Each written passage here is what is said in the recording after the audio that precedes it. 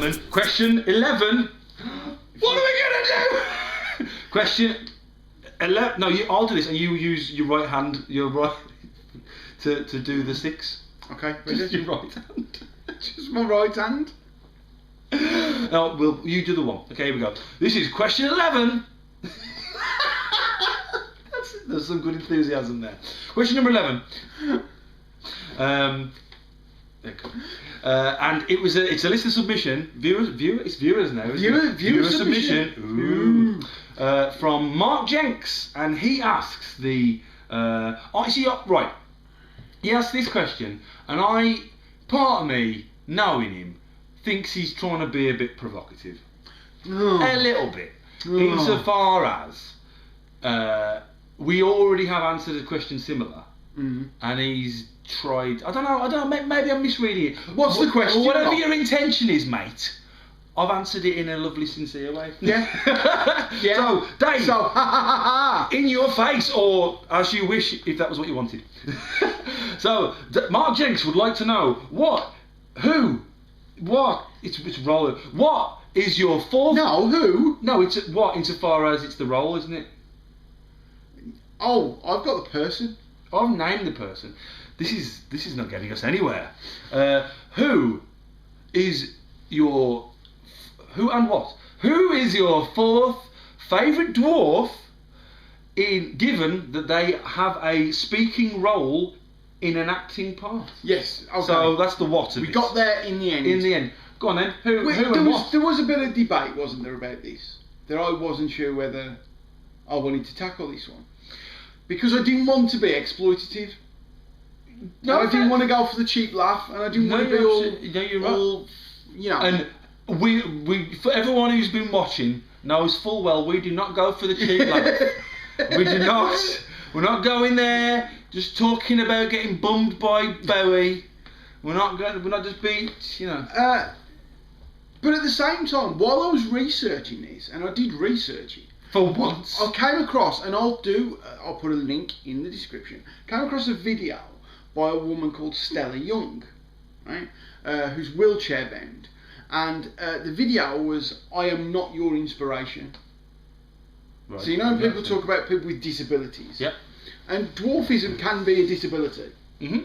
It can seriously impede someone's ability to be in the world. Absolutely. Because the world's not designed for little people. It's not the person that's at fault. This is the thing about disability. Yeah, the reason they absolutely. use the word disability is it's not that the person's at fault, it's that the society, the world around them is at fault. You've only got to take that person and imagine that everybody is like that person. Exactly. And then realise just how unfair the world is around them. Unfair. Yeah. But Stella Young was sort of like saying, when we see disabled people as an inspiration, that she finds that quite offensive. It's a bit patronising. Because she argued that that's kind of objectification. Mm. I know this is not what you're expecting from this answer, Mark, but do you know what? I don't even care, because you know what? We're a multifaceted. It's not that one-dimensional stuff. No, it's not. You come here, you ask us the right question, and we'll answer it. It's not all David Bowie wanking you off with a furry mitten. Call this one. You should use a furry mitten as well. So that'll confuse 9 people. So yeah, she's saying that when you look to disabled people as an inspiration, you're objectifying them, and what you're actually doing is you're saying, look at these people. At least I'm not that person. At least I'm not that bad. You know what I mean? It can be read like that. And she's saying, but what if you are that person? Right? So she was having issues about that. Look, links in the description. I can see that. However, if is that fair? If you're only inspired by that person for that reason, but say you're inspired by a person who's disabled or differently abled, and they're an author, and you think their writing's beautiful, that's not patronising. Oh no, I don't think so at all. You can be inspired by someone, especially as well. And I'm not trying to paint you as having done that, but also as well, it depends entirely upon if you have fetishized disability as your inspiration. You know, if you are inspired by a great number of people, regardless of their physical being, their corporeal being, then it's I think that's definitely a case by case basis. Absolutely. One of the things she does say, she ends the talk with, is kind of like this quote, and I did write this down so I'll get this correct. Disability doesn't make you exceptional, but questioning what you think you know about it does. I was like, yeah, I like that. So she nailed that, didn't she? She nailed that. She nailed so that. Just have a little second or two. No, you know what? What was her name again? Stella Young. Stella Young. You know what? She didn't mean any of that. What she's done there is she's got a snappy soundbite that she's going to use to get into history. Oh no, yeah. Someone will inaccurately attribute it to somebody else, probably Marilyn Monroe or Gandhi or Abraham Lincoln. Usually. So on that note, yes. I haven't picked little people with dwarfism who because I'm not inspired because they have this kind of disability because of their structure. I'm basing this on the work they've done. Well, and how much it's meant to me. So, for instance, you were talking earlier about the disability one, and an author. There's a writer and poet called Penny Pepper. Okay. Yeah. Who's wonderful, and just going. She's on YouTube, so go and look at like Penny Pepper's stuff. She's great, and I saw her do a show, and it was a real shame because it was one of those where like 20 people turned up. And you're watching, you think this is amazing.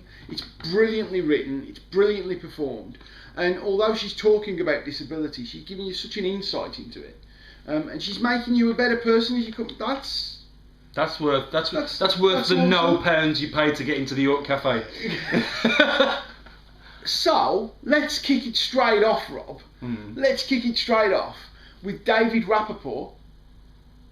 And I'm not talking Time Bandits, Rob. Although... I'm not talking the young ones, Rob. Okay, are you going to go for LA Law? Not talking LA Law, Rob. Okay, alright. Stumpf. No, that was the young ones. Sorry. And I'm not saying these were bad roles.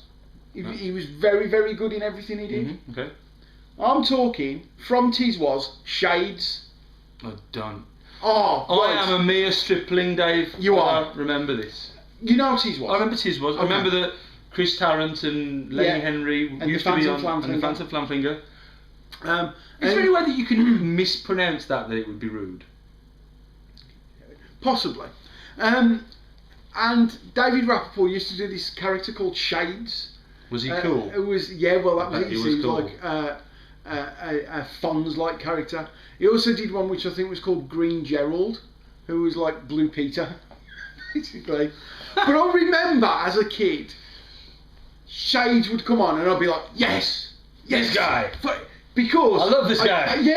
Just because he was hilariously funny and I really enjoyed it. Now, I did type into YouTube, Shades Tis Was, and then stopped because I'm very aware of the fact that you are now grown up with different sensibilities. Exactly, and also the fact that my humour's changed. Yep.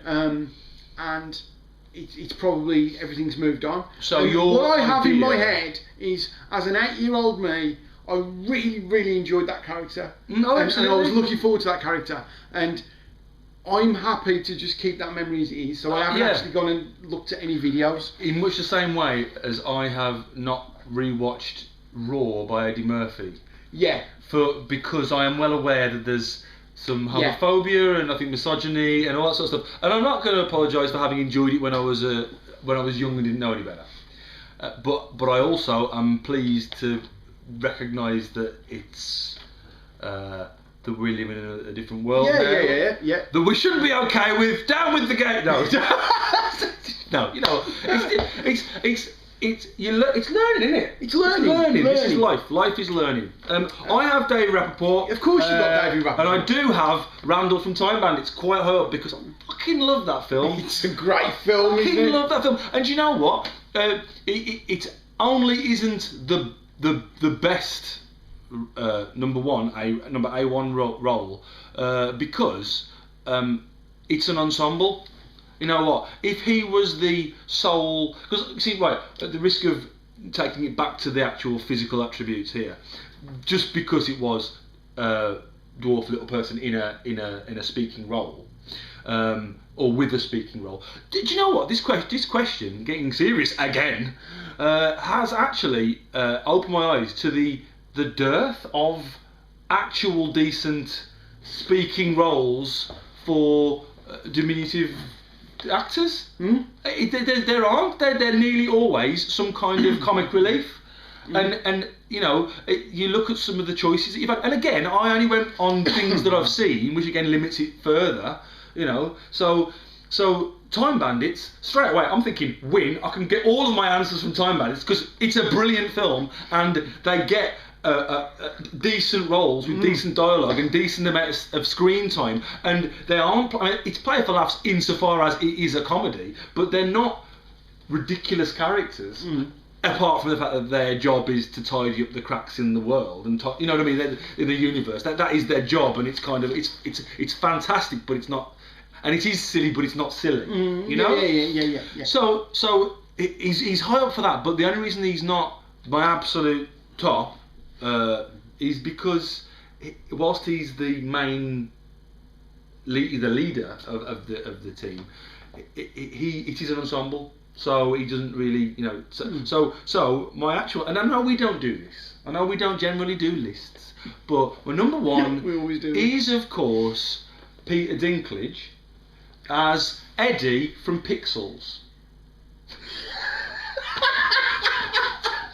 His classic role, the one that he's going to get remembered for, the one that he's obviously Tyrion Lannister, and I'll tell you why. Is it your number 4? You haven't seen Game of Thrones. I haven't. Well, that's fine. That's fine. We're not going to burn you. Sorry, folks. We're not going to burn you as a witch. Well, let me. I'm aware it's supposed to be very good. I don't think I've got the mental strength for Game of Thrones. Because my understanding is you like someone and they die. Pretty much. Yeah. Pretty much. Although so far your man here, Tyrion Lannister, spoilers, has managed to avoid the chop. Yeah. Don't need to watch it now, do No, I? he's not the only character. There's loads of people. But the point is, Peter Dinklage as Tyrion Lannister, he has an enormous role. He has an enormous role. He's significant to the plot. He is witty. He is clever. He's a master strategist. He's flung into the need for strategy at a few points. So he's not necessarily a master strategist, but he finds it within him. He's sexy. He's other than his physical and I apologise, deficiencies, because there's a point where he's in a pitched battle and he can't hold his own. That was a fact. He couldn't hold his own. But that doesn't mean he's, apart from initially because of how he's been treated growing up, once he's got a foothold in this world as it becomes, he gets respect. He gets respect. And people recognise his smarts and his wit and all of the things that make him who he is. And it's a brilliant role, and Peter Dinklage plays it really well, and it's one of those things where you go, oh well of course, why not, and that actually brings me on to another one. My number 5 is David Rappaport again, because like I say, there's a dearth of roles for decent roles, and it actually, and I make no apologies, the only reason this kind of misses out on anything higher is the fact that it's only 3 episodes of LA Law. However, once again, it's a character. He's, other than the fact that there is a part where he gets picked on by some characters for his size, and he gets abused in that regard. But the thing is, they're shown to be shitbags. It's not look at him, he's tiny, or something like that. And when it actually gets to him being a lawyer, he is good at his job, I mean, he actually shows himself up to be a bit of a shitbag lawyer because, as we all know, definitely in media, lawyers are shitbags by and large, unless you're part of Murdoch and Fogarty. The Murdoch and Fogarty. I've got the names wrong, haven't I? It's Murdoch and. Put it in the comments. Oh God. I call myself a comics fan. I've drawn a blank. No, he shows himself up to be a rotter, and the very fact, you don't want to go. Positive discrimination is often as bad as any other kind. You don't want to be putting somebody into it and going, we've got to make them the hero now. No. That isn't what anybody wants. You're supposed to be able to represent people of all capacities, in all ways. And so the very fact that he's to say it again, shitbag lawyer, is great. So Hamilton Schuyler. On that note, Tony Cox. Okay. Who I first discovered through Me, Myself and Irene. Yes, he's the chauffeur. Also has a tendency to be a bit of a shitbag. And what I loved about Bad Santa. Is he Bad Santa? Yeah, Bad Santa. And he's also the preacher in Beetlejuice, which you wouldn't necessarily think counts as a speaking role, but he does say, "Do you take this?" He's the one at the end. I mean, he's under heavy prosthesis, so you wouldn't know. But go on, sorry. But in Me, Myself and Irene, that was a role as well. I mean, that film's a bit of a guilty pleasure for me. I like really it. like the It's film. a fun film. Yeah. But in that role, it wasn't, it's a dwarf. Oh no! It was just a character. And he got the girl. Yeah. And he was piss funny. Yeah. And he was incredibly good with nunchaku. Yeah. And it was like, and it wasn't a kind of an angelic character. He was also a right bastard. Yeah. And he was and they could have given that role to any actor. That was what was great about it. It wasn't written for someone in a small stature, but he came in and he just made that role his own. There was an element of the small stature in the fight that felt like that was meant to be played for that laugh, except for the fact that he was a badass. He, like you say, he was there, he kicked some ass. So that's that. It loses points for it and then wins them back almost straight away. I looked on the website of Kieran Stamell. Right. We've both met. We do. I would almost go so far as to call almost go so far. I would call her a friend. Yeah. I would call her a friend. I'm sorry to almost go so far as to call you a friend. I just didn't want to be presumptuous. What I mean is, sorry, we'd probably say hi. Yeah. Oh, definitely. Kieran, I hope you're watching. Hi, Kieran. Not anymore. We've met 4 or 5 times, I think.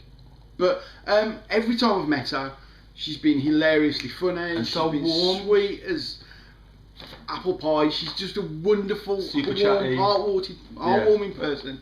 Very comfortable in her skin. Yeah, and just absolutely, and why not? And also, and this goes back to deeply in love with her husband. Yeah, Gareth. That's beautiful. Gareth's just brilliant. This goes back to someone in my list as well, he said, because when I was looking on Kieran's website, she's actually got like a kind of FAQ section. Okay. And she does deal with the one, is the M word offensive? Yes. Yeah. And kind of how do, I'm making a film, I'm doing a play, how do I write a role for someone of a small stature? And it's like, just write a role. Write a role, and then cast the best actor. That's the best actor for the role. Yeah. And that's what I kind of liked about his performance in Me, Myself and Irene. Is he didn't feel like that was written for someone of small. It was just like this guy came into the audition and nailed it, and he got on screen and he nailed it. And when he was on screen, you couldn't take your eyes off him. He commanded the screen. On that note, Deep Roy. Okay. Yeah. Tiny man. How small is he? And I realise we're not doing it. I know we're not going into, but he is. But he's awesome. No, he is. Sorry, I didn't mean to. I'm just. And he just steals. He steals the limelight every time he's on screen. It was like I'm not sold on the new Charlie in the Chocolate Factory myself, though. I haven't seen it, so I can't comment. But he absolutely dominated that film. And apparently, which film are you on about? Charlie in the Chocolate Factory. Oh, okay, sorry. Apparently, Tim Burton saw his work and insisted that the studio up his wages to $1 million. Well, he was in it a lot. And apparently, everyone was a different performance. Yeah. It was a different performance. I mean, that's brilliant. That's brilliant. And like I say, he just lights the screen. And that's where when Kieran walks into the room, she lights the room up. And that's got nothing to do with her stature. That's just her personality. Oh, absolutely, yeah. And I think the same with Deep Roy. I haven't met the guy, so I can't comment. But certainly on screen, it's nothing to do with his stature. It's the fact that this guy has just got that presence, that dominance, and just. What's your fourth? I'm gonna get a bit weepy here. Right, by the way. The actor Danny Woodburn, right? He played. He's not on screen, but it is. This is right. Okay, Danny Woodburn does the voice, I believe, of Splinter in the Teenage Mutant Ninja Turtles. Okay. Film. He's listed as Splinter, so unless he did the mocap, I'm thinking he did the voice. Okay. And quality of the film aside, that's casting an actor for a role. Because he's not a giant rat, and that they could have cast anyone for that really. So unless I've got that all the way wrong, and it was just for the mocap on account of his stature, then I think that's quite cool that it was a case of casting for his voice or for what he brought to the role. I quite like that.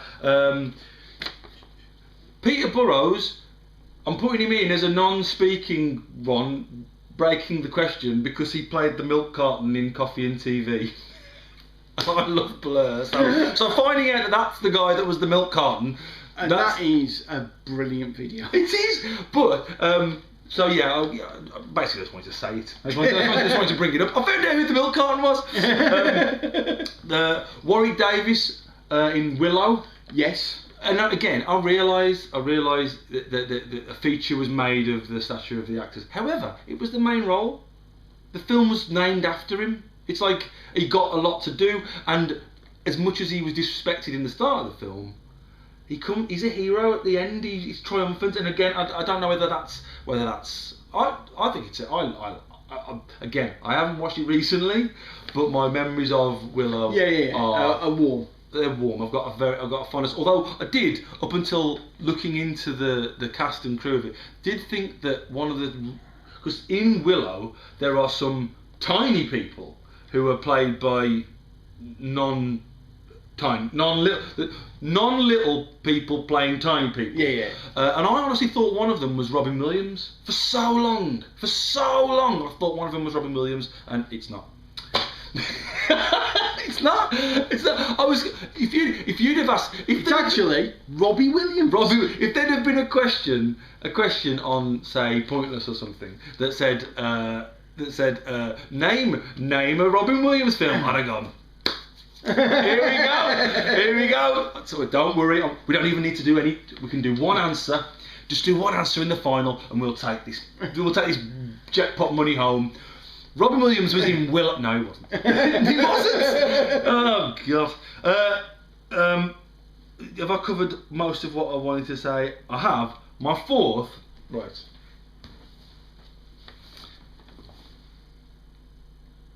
What, have you changed your mind? No. Have you forgotten it already? No. Oh, if we've got an accord here. My fourth is the actor again, Tony Cox. Right, yes. In the movie Bill and Ted's Bogus Journey. Yes, right. Where he played, under heavy prosthesis, I grant you, the character of Station.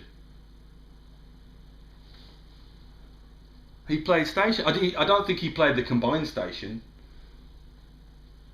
But he played Station, right? Now Station... That's a pointless answer. That's definitely a... Station is an alien inventor, one of the finest minds in all of the universe, and he So again, it's respect.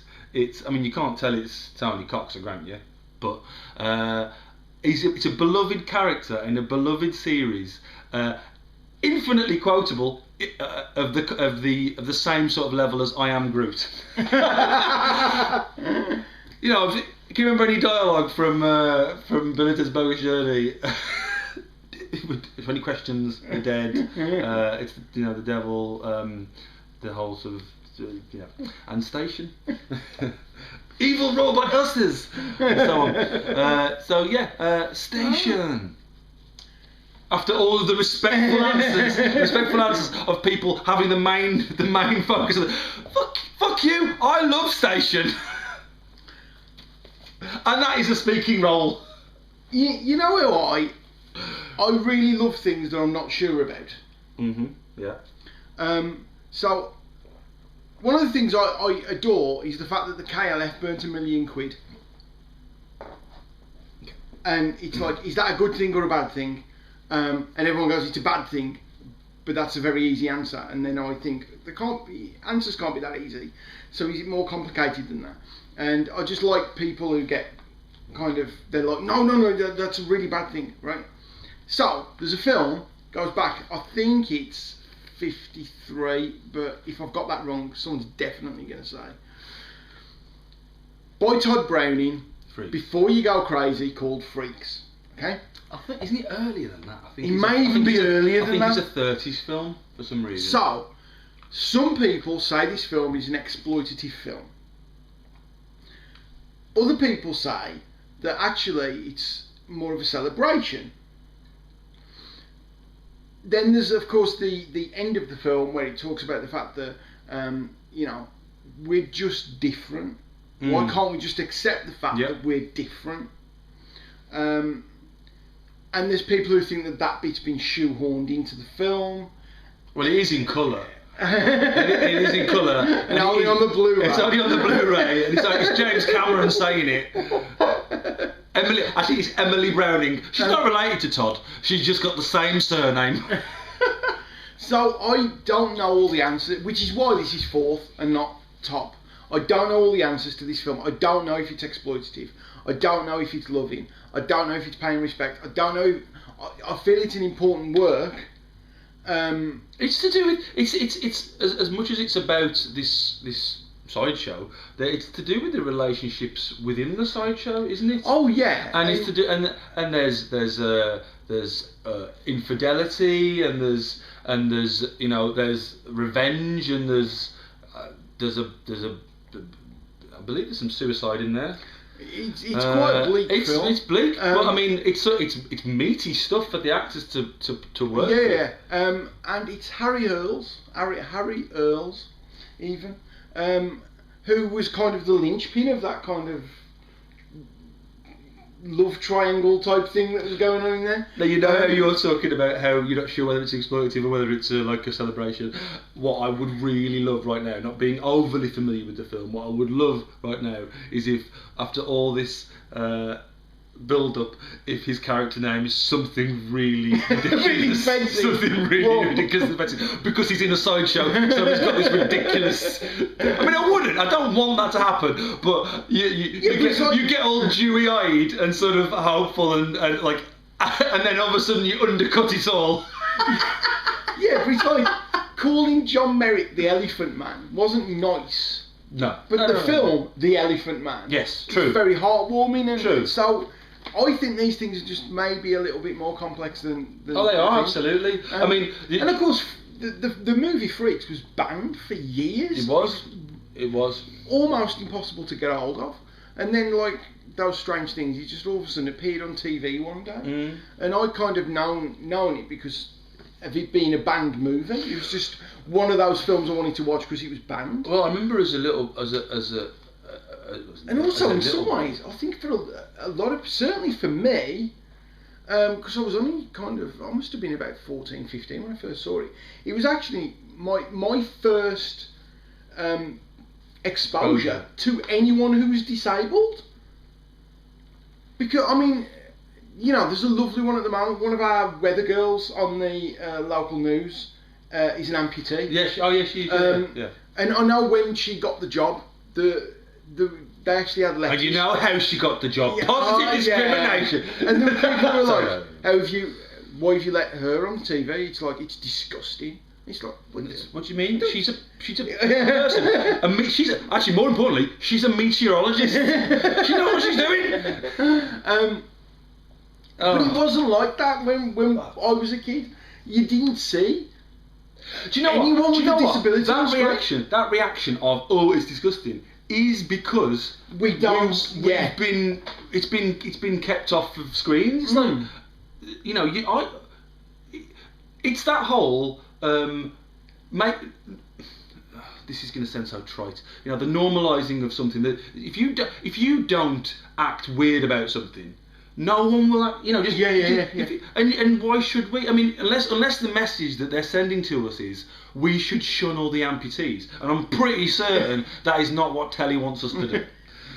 I'm pretty certain. But you know, at the same time with the movie Freaks, I'm aware that there is some bits there that are definitely exploitative. Is the movie as a whole exploitative? Did Browning come at it from the point of view of someone who's going, oh wow, I never knew this sort of thing happened? And there's things there which, you know, there's the guy who's got no arms and no legs, and it just holds a shot on him, essentially taking a cigarette out of its packet, taking a match out the matchbox, lighting the match and smoking the cigarette. Yeah. And he's doing it all with his mouth.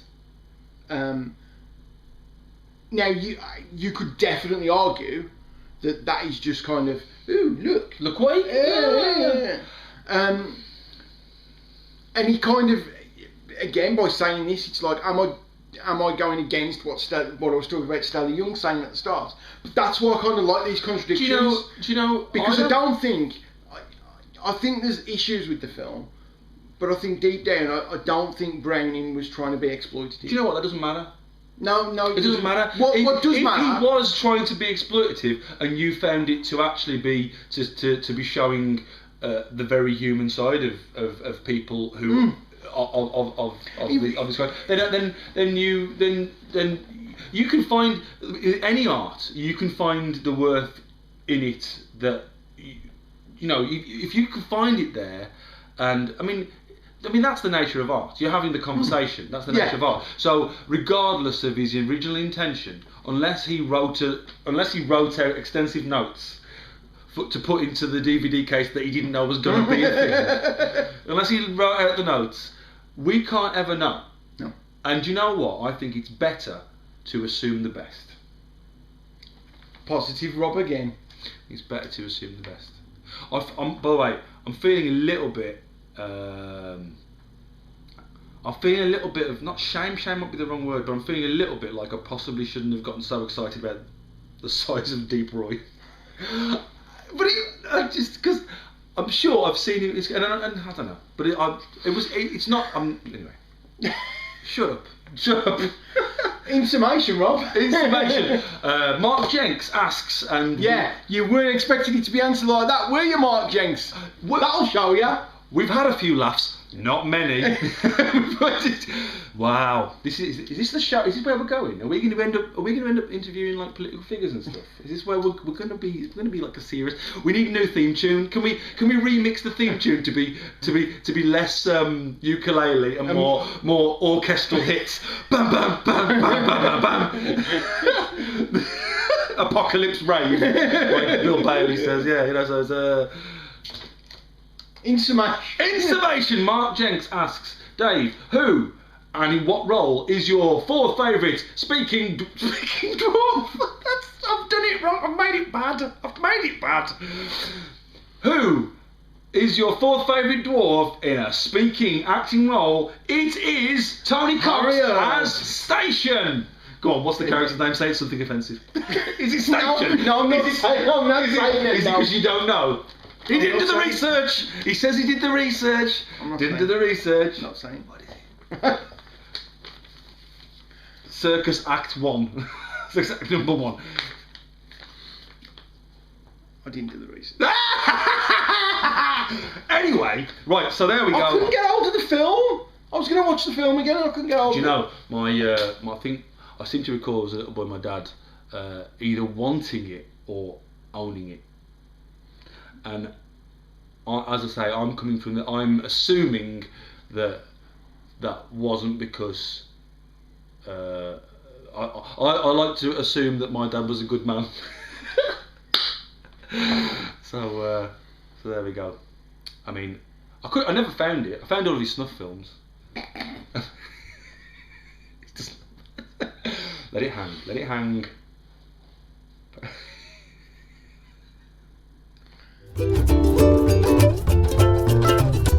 So there we go. Question number 11 to Dude. Question, don't edit that. They need to know. They need to see what I'm working with here. Question number 11. Good man. There you go. Okay, you can have a hug. So there we go. We've learned an awful lot about the fact that, given the opportunity, we will talk at length and without humour about any topic. So yeah, basically, ask us a question that will at least give us some leeway to make a knob joke somewhere. Alright, yeah. So yeah, like I say, like please if you did, like if you didn't, because we just need the numbers.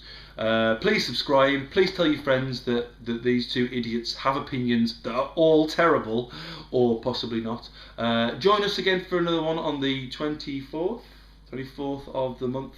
And any in fact there'll be a new one any day that there's a 4th.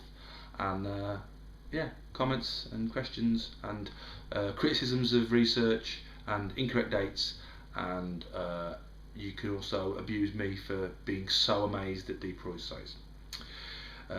But yeah, thank you for watching.